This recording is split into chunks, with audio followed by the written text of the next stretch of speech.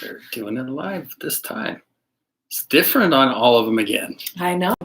Well, just a second to get them all rolling. Up in 3, 4, 5 of the feeds. Here we are, everybody. Welcome, everybody, to Monday Night Live. Yes, the best night of the week. Hang on. I know you're going to jump. Instagram, you're welcome. My shirt is hot pink in your guys' video. Look at how hot pink it is. It is very pink. It's way more vibrant for you than it is in real life. So you're welcome. Yes. So just keep in mind, one of these days we're going to have to take a picture of what we see. Except for all the things that we have that would take pictures are here. So it's like 5 different feeds here. But man, we're excited to be with you tonight. I am Dean Nixon with the as always, lovely Kate Simmons. Thank you, sir. Out of sunny, warm, nice weather, St. George, Utah, with TurningLeaf Health and Wellness. And we are excited to be with you tonight. And again, up front, thank you, everybody, for all of your kind comments and words and liking and sharing our videos. It has been so following much our fun. YouTube page. Yes. Had a bunch of people just start subscribing over there. So thank you. It helps us share the love, is what we like to call it. Share the love. So speaking of the weather forecast, shout out to Jamie Leitner, who's our life coach in Michigan. Oh, sorry. Our chairs are a little connected at the moment, but she and I were Marco Poloing yesterday, and she's in her zip up jacket, and she's got a little beanie on, and she's all ready for the cold, going for a little walk. And I was in my tank top thinking about maybe going to the pool. So that's just where it's at. Hashtag sorry, Michigan. Sorry, Michigan and Chicago and all those areas. Yes. Hello, Amber, for saying hello to us. Thank you. So yes, tonight we are excited to jump into our topic. And one of the reasons for this topic tonight is something that we have been wrestling with some of our clients. And this is a really common issue that we struggle with as human beings. It's called the all or nothing mentality. Yes. And it's really interesting. Every time somebody wants to start to work on themselves, they figure that they have to go all or nothing. Mm-hmm. And we tend to really think in extremes. And so that's why tonight it was super important to be able to bring this up as a topic, is how do we overcome the all or nothing mentality, especially when we're working to move ourselves forward. Absolutely. So while you respond, I'm going to see if I can fix Instagram. No, we're good. It went up. It was funny because I think the Wi-Fi or the internet connection just went and kind of swept through everything a little bit. All right. Well, and I love that you're talking about this as far as like personal development and working on yourself and growth and everything. But this is also something that we really wrestle with, especially this time of year, every 4 years, politically and in our social climates, right? It's like that all or nothing polarization that takes us to one huge swing or the other. So there's lots of different venues that I think many of us, if not all of us, especially here in the States, are constantly being kind of pressed up against. Right.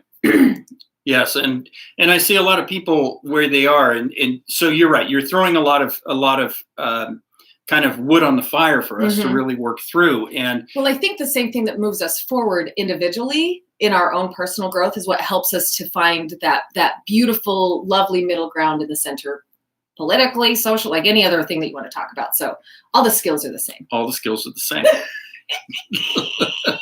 So when it comes to our, and I'm not sure, Instagram might be having issues.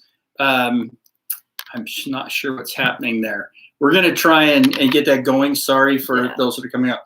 So with this all or nothing mentality, where I see it show up a lot is in the personal development side of things. When we're really working on ourselves, it's right up at the top. Nope. Yeah, right there. Right there. And we struggle because we believe, we get to a point where we think that if I'm struggling with, let's say, food and dieting, we get to this mentality where we go, okay, I've got to stop eating sugar altogether. Right. And I'm going to totally not eat sugar ever again. And it's beyond unrealistic at this point, especially living in North America and with the diets and the environment that we're in. So we get to this idea. So we're going to go all or nothing. And as we go to this all or nothing mentalities, we go to this swinging back and forth, we really miss where the answers are, and that is in the middle. And as you brought up the political issues that are going on, we can even take it into socially and how we interact socially. And I see people do this where they think to themselves, I want a lot more friends. I want to get to a point where I am comfortable in my own skin, but I've got to get to a point where I don't care what anybody thinks about me. Yeah, right. And so we swing from one perspective of being overly concerned about what other people think to I'm just going to say whatever I want, do whatever I want, go wherever I want. And the problem with it, folks, is that both of them come with extreme consequences. So here's what I want you to grasp.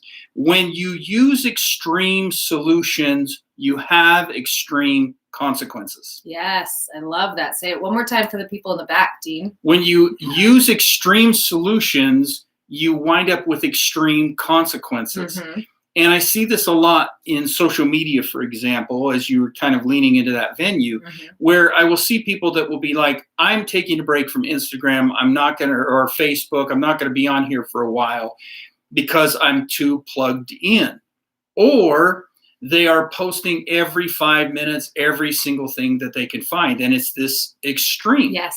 And so then what happens is you get these extreme consequences from those actions where you get feedback or you feel a certain way, or maybe you don't feel good about what's going on, or you don't like what you're doing, rather than finding the middle ground, finding this piece where the answer is in the middle, and it's around self-control, and it's around knowledge and information and education. And these are really important things. For example, when we were talking about the food piece, right, is going off of sugar altogether isn't necessarily realistic. But getting to a point where you find a balance in food, where you're balancing your diet out and eating healthier, and you're eating food and not creating this deprivation in your life where then you have to binge the minute you find the candy corns. Right. Now I just outed myself. Transparency. Okay, don't bring candy corn to our office. Apparently, we can't say no. Candy corn, pie, candy corn. It's ice cream for me. I'm into my trouble season, people. Oh yeah, and the Reese's peanut butters that are like the ghosts or the pumpkins, or I mean, it's here until Easter. Yeah, that's me. I just can't. So this is where I wanted to spend some time and really talking about how to overcome that extreme movement, that extreme swinging back and forth piece. Yeah. And the interesting part is when you live in that dynamic, there's always the swing. Yes. Right. And I think sometimes some of us get addicted to the swing. Yes. Right. Like that adrenaline motion that comes when we're swinging back and forth, even as destructive as it really is for us mentally, emotionally, physically, spiritually, all of those things. There's a little bit of a subconscious, like it's like a little hit that you get from it, right? Because when you're over on this other side, let's just say that the right, okay, don't take this politically, okay? This is the right hand, not the right, is like where you want to be. Like you're like no sugar, right? If I'm just killing it and not eating any sugar and feeling really good about myself, then there's that little endorphin rush that comes from that. But then you swing back over here and have a sugar binge, so then you get the similar endorphin rush. It just comes negatively, right? But it's still that's where the guilt and the shame. Exactly, it's a giant expression of it. Yeah, and really, what we're trying to do is we're going from two extremes. We're going from the control and trying to over control to the guilt and shame to try and have control as well. But both of these extremes are about trying to control rather than finding the balance in the middle and recognizing that there is a balance. Yeah. And so that's really the most important thing. And I see it happen a lot in people's lives where they're trying to work through personal issues where they think, well, I don't like how things are going, so I'm going to quit my job. I don't like how things are going at work. I don't like what I'm doing. I don't feel fulfilled in it. I don't feel so I'm just going to quit my job. And then they wind up without a job, which is harder to get a job when you're out of a job. Yes. And it creates all sorts of extreme consequences rather than finding that middle road where we're saying, okay, I'm not fulfilled, but can I create fulfillment with where I'm at? Right. And if the answer is no, then I start looking for where can I create fulfillment and then start moving into that direction. So the all or nothing really needs to be used, or the way that we overcome the all or nothing is what we want to be talking about. Right. And that all or nothing behavior comes from very reactive situations. And we've talked about being proactive and creators in your life instead of just constantly reacting. Right. And that all, once again, comes from that middle zone. When we were talking about the motion over here to the guilt and shame side, right? When let's just keep running with sugar because I identify with that one, right? So when you do have your binge or you break down and go downstairs and get a sugar cookie, which is just below us. Right below my office, by the way. If you're wondering where my office is, we are right above I sit right above sweet sugar cookie. Yeah.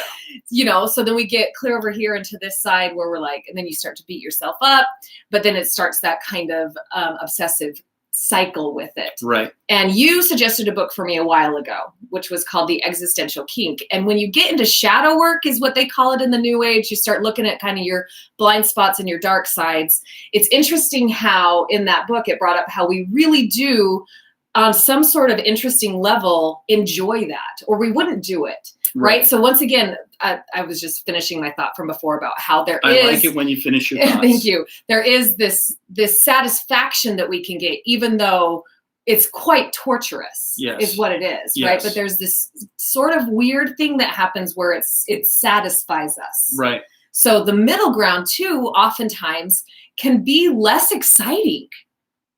Being right in that good growth space doesn't give you that adrenaline rush of the swing. Right. And it's because what's happening is we've trained ourselves to live in extremes and to push the envelope and look for that adrenaline rush or look for that endorphin release that we're looking for. And that in and of itself can be trained to create in the middle as well. Yes. We can actually create the same endorphin release from finding the middle ground. We can create the same adrenaline rush from finding what is called the sweet spot. Yes. And once we really kind of tune into where that sweet spot is, that's actually a greater endorphin release with minor consequences. And that's the difference is we go from major consequences to minor consequences when we start living more in the centered life. And we're always talking about how to create that centered life. And so one of the first things that we can do in order to get rid of the all or nothing is we can stop living with antonyms. Right? Homonyms and antonyms. Antonyms. And that's how we think. We think in antonyms. We think good, then obviously there's bad. If I'm fat, then I must be want to be skinny. I want to be skinny. Yeah, if I'm dumb, then I should be smart. And so the more we think in antonyms, the more we think that the solution is in the antonym, the more we are going to suffer, the more we are going to struggle. So one of the first things we have to really become aware is, am I thinking in antonyms? Am I thinking in opposites? The second thing that we've got to do in order to move away from living in these extremes of all or nothing is we've got to get less reactive and more proactive. We spend so much time in a reactive state, people. We love to react. I mean, follow Instagram, follow somebody that puts something on their feed and look at the reaction that comes out. It's just mind-blowing how we love to be reactive. Yeah. To not only be reactive ourselves, but to get a reaction. Yes. Yeah, absolutely. And so we want that reaction and we live in reaction. And all of those things, and here's the thing, people, is you think you're living in the moment. You really do. And I have so many people just like, woo, I'm living in the moment. I'm just living in the moment. No, you're being impulsive. And there's a difference between living in the moment and being impulsive. The difference between living in the moment is you are literally in your body, you are in your heart and your mind, in your body, in the same space, experiencing that moment. Being impulsive is you thinking that something out here is going to make you feel different. Right. And so you grab a hold of what's out there thinking that is going to change the emotion. And it does. It changes the emotion. But that's an impulse. because you're taking something external and bringing it internal to change the way that you feel. That's how you know it's impulsive. Being in the moment, you're in your body, you're in your space, you're experiencing that moment, and that's where that endorphin release comes from. Does that make sense? So we've got to be in the moment, not impulsive. Right. But I do see people and they're like, oh, we're living in the moment, or what are they, they're you only live once, YOLO, and all these different things. And no, people, that's impulsivity. Right. It's very reckless behavior. And you have extreme consequences for that type of behavior. And the other way that we become impulsive is we try to use substances to take us into that mindset. If you have to take any type of product into your body to help you be in the quote moment, then you're not in the moment. Right. People, you're not. The substance has neutralized and negated and numbed the voices enough that you feel that you're in the moment, but you're not in the moment. You're just using something to quiet everything down, and that's not in the moment. That, again, is reactive because you're taking something outside of you and bringing it inside of you to change you, rather than just being quiet and being in the moment and being in that space. Right. So we've got to learn. So that's the second step. The second step is we have to learn to be proactive, and we have to focus more on what we want to create than what we don't want to feel. Right.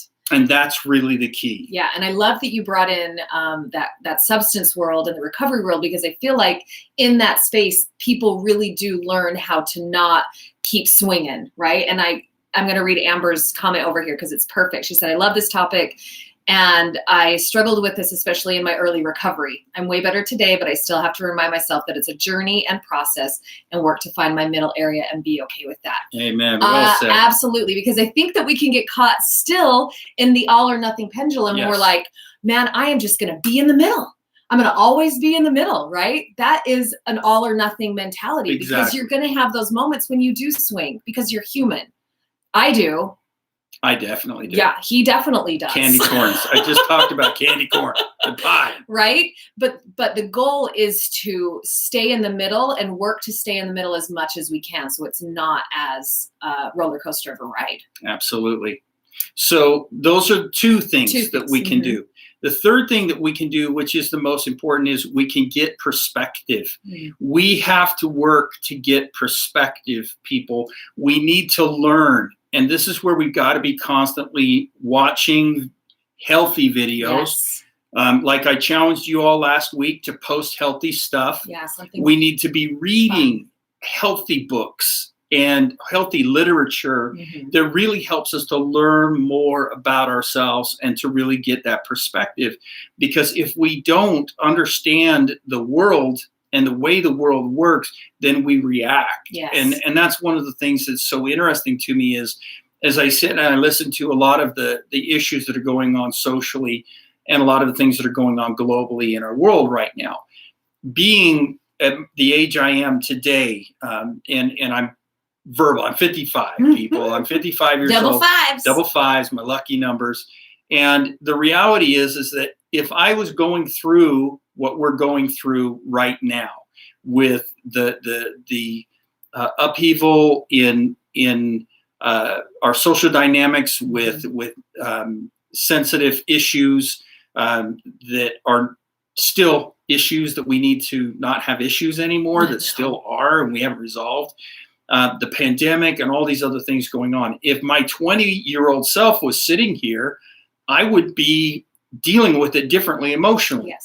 But now that I'm 55, my perspective of life, I've lived through some pandemics. I've already lived through some recessions. I've already lived through, coming from the 70s, 60s and 70s in my early childhood, some of this social issues that are going on. And so I feel calmer. I see it differently because my perspective is different. And as I get older, I would imagine I'll probably see things even more clearly and more differently.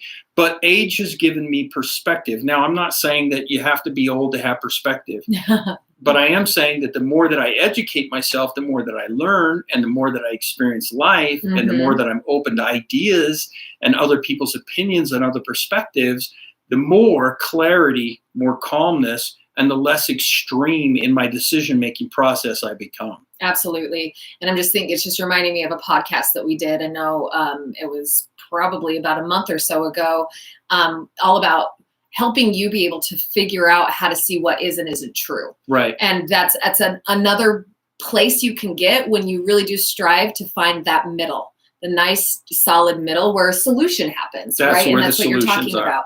So go check out that podcast to get even more information about this idea that we're talking about, with this not swinging all the time between all or nothing, but finding that nice solution seeking middle ground.